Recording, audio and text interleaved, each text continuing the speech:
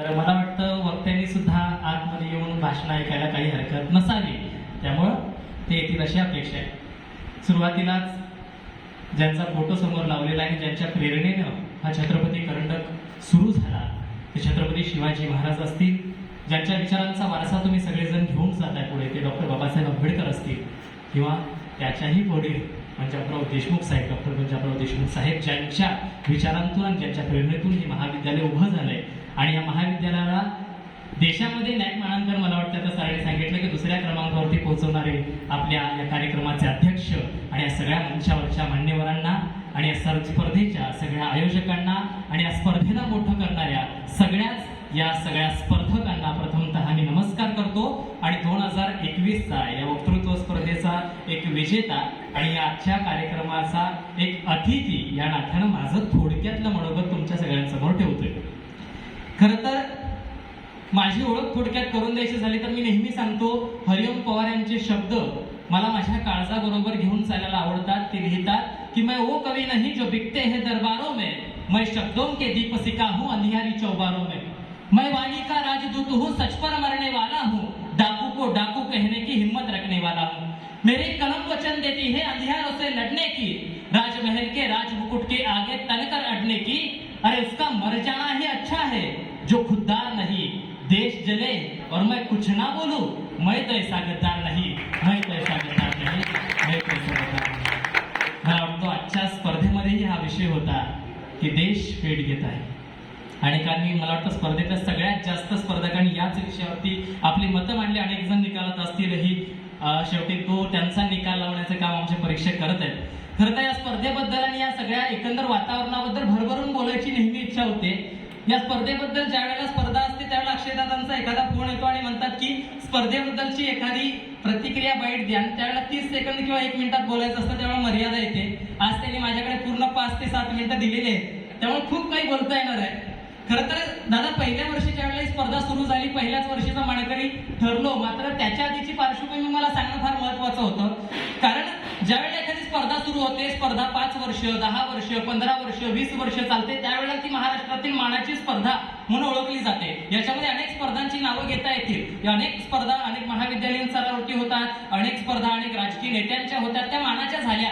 परंतु एखादी स्पर्धा पहिल्याच वर्षी सुरू होते आणि त्या स्पर्धा होण्याआधीच ती मानाची होती, अशी महाराष्ट्रातली एकमेव स्पर्धा असेल तरी छत्रपती करंडक. म्हणजे स्पर्धेला येत असताना प्रत्येक स्पर्धकाच्या मनामध्ये पहिला विचार असतो की स्पर्धा चांगली होईल का, दुसरा विचार असतो की परीक्षक नेमका कोण असेल, तिसरा विचार असेल की स्पर्धा मॅनेज तर होणार नाही ना, चौथं म्हणजे तिथे गेल्यानंतर आपली राहण्याची व्यवस्था होईल ना, पाचवं म्हणजे तिथे गेल्यानंतर जेवणाची व्यवस्था होईल ना, सहावं म्हणजे पारितोषिक वेळेवरती मिळतील ना. असे एक ना अनेक प्रश्न सगळे स्पर्धक मनामध्ये घेऊन चालत असतात. मात्र ज्या वेळेला या स्पर्धेचं पत्रक आलं होतं, ते पत्रक पाहिल्यानंतरच एकही प्रश्न एकाही वक्त्याच्या मनामध्ये निर्माण झाला नव्हता. आणि पहिल्या वर्षीचा पहिला विजेता व्हायचा आहे म्हणून माझ्या बरोबर माझा मित्रही एक आला होता. योगायोगाने तो दुसऱ्या क्रमांकावरती राहिलेला होता आणि त्याची मेहनत मी सगळी बघत होतो आणि ती मेहनत त्याची बघून माझ्या मनामध्ये सुद्धा तितकीच प्रेरणा सुद्धा निर्माण झाली होती. छत्रपती करंडक इथं आल्यानंतर पहिलं दर्शन ज्या वेळेला आम्हाला त्या छत्रपती करंडकाचं झालं होतं, त्याच्यानंतर मात्र काळजामध्ये धडधड वाढली होती. कारण आमची भाषणं बाकी होती, छत्रपती करंडक समोर दिसत होता आणि डोळ्यासमोर महाराज उभे होत होते. कारण त्या छत्रपती करंडकावरती राजमुद्रा छापलेली आहे. त्या राजमुद्रेमध्ये लिहिलेलं आहे की प्रतिपचंद्र लेखे व वर्धिष्ठो विश्ववंदिता शाह सुनो शिवशेषा मुद्रा भद्राय राजते. म्हणजे स्वराज्याची ही राजमुद्रा आम्हाला काय सांगून जाते की प्रतिपदेच्या चंद्राप्रमाणे छत्रपती ज्या पद्धतीने प्रतिपदेचा चंद्र वाढत वाढत जातो आणि एक दिवस वंदनीय ठरतो, तशीच ही राजमुद्रा सुद्धा दिवसेंदिवस वाढत जाईल आणि छत्रपती शिवाजी महाराज आणि त्यांची ही राजमुद्रा सगळ्या स्वराज्यासाठी वंदनीय ठरेल. अशी ही वंदनीय राजमुद्रा स्वराज्यासाठी ठरलीच. मात्र ती जर एखाद्याच्या हातामध्ये पहिल्यांदाच येणार असेल तर त्याच्यापेक्षा मोठं भाग्य ते काय, आणि हे भाग्य आम्हाला लाभलं. यासाठी या सगळ्या संयोजन समितीचं सगळ्यात पहिल्यांदा मान आणि धन्यवाद व्यक्त करावेशी वाटतात. अनेक वक्तृत्व स्पर्धांमध्ये अनेक मोठी मोठी चषकं दिली जातात. म्हणजे स्पर्धा मोठ्या कशामुळे होतात तर एखाद्या स्पर्धेमध्ये खूप बक्षिसं दिली म्हणून स्पर्धा मोठी होते का तर मुळीच नाही. एखाद्या स्पर्धेला 100, 200, 300 वक्ते आले म्हणून स्पर्धा मोठी होते का तर मुळीच नाही. श्रोते खूप असते म्हणून स्पर्धा मोठी होते का तर मुळीच नाही. तर एखाद्या स्पर्धेला या महाराष्ट्रातला लहानातला लहान आणि मोठ्यातल्या मोठ्या वक्त्याला सुद्धा वाटतं की मी जावं आणि ती स्पर्धा जिंकावी, असं ज्यावेळेला प्रत्येक वक्त्याच्या मनामध्ये विचार निर्माण होतो ना, त्यावेळेला ती स्पर्धा मोठी होते. या स्पर्धेच्या बाबतीत मात्र प्रत्येकाच्या आपला एक दर्जा राखण्याचं काम केलेलं आहे. मानाचा फेटा बांधण्याची पद्धत मला वाटतं सगळ्यात पहिल्यांदा इथे सुरू झाली आणि त्याच्यानंतर अनेकांनी त्याची कॉपी करण्याचे प्रयत्न केले, मात्र ओरिजिनल ते ओरिजिनल असतं हे सांगायला काही नवल नको. तर हा दर्जा राखण्याचं काम ही सगळी संयोजन मंडळी करतायत. आणि खरं अर्थानं छत्रपती शिवाजी महाराजांचं नाव, आणि जसं दादांशी सकाळी बोललो अक्षय दादांशी, त्यावेळेला ते मी दरवेळेला म्हणतो की दरवेळेला वेगळं काहीतरी असतं, दरवेळेला आणखी काहीतरी खास असतं. आणि मी म्हणतो की दरवेळेला तुम्ही दर्जा वाढवण्याचं काम करताय. त्यावेळेला एकच वाक्य मला म्हणाले की छत्रपतींच्या नावानं स्पर्धा आम्ही घेतोय, दर्जा तर राखलाच पाहिजे. त्यामुळे छत्रपतींचा हा दर्जा राखण्याचं काम सगळी मंडळी करतात. आता प्रचंड आनंद आहे. छत्रपती शिवाजी महाराजांच्या नावानं घेतली जाणारी ही स्पर्धा आणि समर्पित केली जाते नेहमीच शेतकऱ्यांना. छत्रपती शिवाजी महाराजांनी त्या काळामध्ये सांगितलेलं होतं, म्हणजे त्या काळामध्ये सूर्योदय झाला की लगेच काय व्हायचं, युद्ध ज्या वेळेला सुरू व्हायची त्यावेळेला कुठेही सुरू व्हायची, मग ती कधी बांधावरती सुरू व्हायची, कधी वावरात सुरू व्हायची, कुठल्या मोकळ्या पटांगणावरती सुरू व्हायची. मात्र जगाच्या पाठीवरती एकमेव राजा असा झाला की त्या राजाला सांगितलं की शेतकऱ्याच्या भाजीच्या देठालाही हात लागता कामा नये. अर्थात शेतकऱ्यांची काळजी घेणारा हा राजा होता. आपली जर कार्यक्रम पत्रिका बघितली असेल स्पर्धेची, त्याच्यावरती प्रस्तावनेमध्ये लिहिलेलं आहे, फार सुंदर प्रस्तावना. ती वाचणाऱ्याला सुद्धा, अगदी स्पर्धकांना फक्त पारितोषिक वाचायची सवय असते आणि विषय वाचायची सवय असते, मात्र ती प्रस्तावना सुद्धा वाचली तरी लक्षात येतं की शिवाजी महाराजांनी तलवारीच्या बळावरती, ढाल तलवारीच्या बळावरती स्वराज्य उभं केलं आणि त्यांना सांगड होती, साथ होती, ती शेतकऱ्यांची होती. मला वाटतं आत्ताच्या काळामध्ये या पत्रकामध्ये सुद्धा जे लिहिलेलं आहे की आता आपल्याला ढाल तलवार घ्यायची गरज नाही, कारण आम्ही लोकशाहीमध्ये राहतोय. आणि मग ज्यावेळेला आम्ही लोकशाहीमध्ये राहतोय त्यावेळेला तलवारीची जागा आता लेखणीनं घेतलेली आहे आणि ढालीची जागा आता वाणीनं घेतलेली आहे. आणि ढाल आणि वाणीच्या बळावरती आत्ताच्या आमच्या शेतकऱ्यांना न्याय देण्याचं काम हे छत्रपती करंड करते. हे सगळ्यात मोठी आनंदाची गोष्ट आपल्या सगळ्यांसाठी असणार आहे. खरं तर छत्रपती शिवाजी महाराजांचा हा विचार, छत्रपती शिवाजी महाराजांची ती राजमुद्रा, त्याचबरोबर सगळंच काही खास असतं. म्हणजे तो मागच्या वेळेस सुजितचा सुद्धा मी तो खलिदा बघितला, अगदी अप्रतिम पद्धतीनं, म्हणजे दरवर्षी काहीतरी नवीन देण्याचं काम ही सगळी संयोजन मंडळी करतायत आणि म्हणून ही स्पर्धा मोठी होत जाते. मात्र ही स्पर्धा ज्यावेळेला मोठी होते, महाराष्ट्रातला एक वक्तृत्व स्पर्धांमधला एक स्पर्धक म्हणून तुम्ही मला ज्यावेळेला इथं बोलवता, गेल्या काही म्हणजे जवळपास 1 वर्ष होत आलं असेल मी वक्तृत्व स्पर्धा करत नाहीये. आणि ज्यावेळेला करत नाहीये त्यावेळेला स्पर्धांमधून बाहेर पडल्यानंतरचं वातावरण, अनेक वक्ते इथं जमा झालेले आहेत, अनेकांच्या मनामध्ये विचार असतो, स्पर्धा कधी करायच्या, कशा करायच्या, कधीपर्यंत करायच्या आणि कधी थांबायचं, असे अनेक प्रश्न असतात.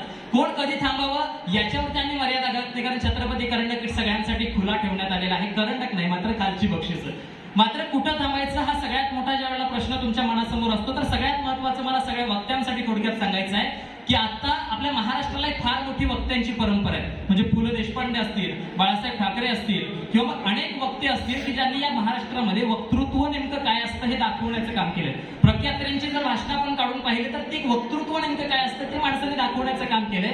आज अशा वक्त्यांची आणि अशा विचारांची वाणवा आपल्या संपूर्ण महाराष्ट्रामध्ये निर्माण झाली आणि अशा वेळेला वक्तृत्व स्पर्धा होत आहेत त्या नेमक्या काय सांगण्यासाठी होत आहेत. तर मी नेहमी वक्त्यांना, मागे सुद्धा मी एक भाषण केलं होतं, त्या भाषणामध्ये सांगितलं होतं की काय बोलावं आणि काय नाही बोलावं. तर वक्त्यांना शेवटाकडे जात असताना मला इतकंच सांगायचं आहे की बोलायला उभं राहिल्यानंतर तुमच्या मेंदूवरती ताण येत असेल तर नका बोलू. पैशासाठी, प्रसिद्धीसाठी बोलत असाल तर नका बोलू. हाच तो मार्ग त्याला किंवा तिला आपल्या बिछाण्यापर्यंत घेऊन जाण्याचा असं तुम्हाला वाटत असेल तर नका बोलू. बोलण्याआधी ताण येत असेल मेंदूवरती, इतर वक्त्यांची भाषणं तासनतास तुम्हाला ऐकावी लागत असतील तर नका बोलू. आपलं भाषण आपल्या प्रियकराला, प्रियसीला, समीक्षकाला तासनतास ऐकून दाखवावं लागत असेल तर मुळीच नका बोलू. इतर वक्त्यांप्रमाणे बनू नका ज्या स्वतःच वक्ते म्हणून घेण्याच्या योग्यतेचे राहिलेले नाहीयेत. जगभरातील कित्येक श्रोते त्रासलेत आज या वक्ता नावाच्या जमातीला. म्हणून मग कधी बोलायचं, जोवर तुमच्या विवेकाच्या भूमीवरून लांब पल्ल्याच्या रॉकेट सारखे निघत नाही तुमचे शब्द आणि जोवर तुमच्या नाभीतला सूर्य लावत नाही अशा या सभागृहांना आगी, तोवर नका नका नकाच बोलू. या आयामांमध्ये आपण बोललं पाहिजे. आपले विषय सुद्धा तितकेच धारदार होते. हे विषय फक्त वक्तृत्व स्पर्धांच्या मंचापुरते मर्यादित नसावेत असं मला वाटतं. कारण आज सुद्धा आपण जर पाहिलं तर आपल्या इथं विश्वंभर चौधरी सरांचं मध्यंतरी एक वक्तव्य होतं की देशाचे पंतप्रधान नरेंद्र मोदी रात्री झोपताना पायाच्या टाचेला विष लावून झोपले तर दुसऱ्या दिवशी या देशातले सगळे मीडिया मृतावस्थेत दिसतील. अर्थात मीडियाची जागा ही मोदींच्या टाचेजवळ झालेली आहे. मग अशा काळामध्ये आपल्याला काय करायचं आहे, तर अशा काळामध्ये आपल्या सगळ्यांना बोलायचं आहे. रवीश कुमार आज स्वतंत्रपणे स्वतःचं युट्यूब चॅनल काढतायत, परखडपणे विचार मांडतायत. अनेक पत्रकार, प्रशांत कदम एबीपी माझामधून बाहेर जात आहेत, परखडपणे बोलतायत.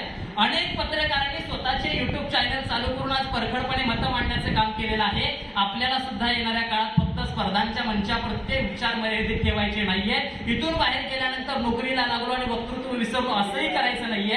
तर प्रगल्भपणे आपल्याला येणाऱ्या काळामध्ये आपले विचार मांडता आले पाहिजे, ते सगळ्यांनी मांडावे अशी अपेक्षा आहे. आजचं विजेत्यांना दिलं जाणारं हे पुस्तक शिवाजी कोण होता हे आमच्या कोल्हापूरच्या पाणसरेंचं आहे. पाणसरेंनी खरा इतिहास शिवरायांचा सांगितला आणि त्यांना सुद्धा संपवण्यात आलं. येणाऱ्या काळात तुम्हाला सुद्धा खरे विचार सांगितले म्हणून संपवावं लागलं तरी सुद्धा बेहत्तर, मात्र विचार परखडपणे मांडत राहा, बिनधास्तपणे बोलत राहा आणि तुमची वाणी ही कधीच कुणाची गुलाम होऊ देऊ नका.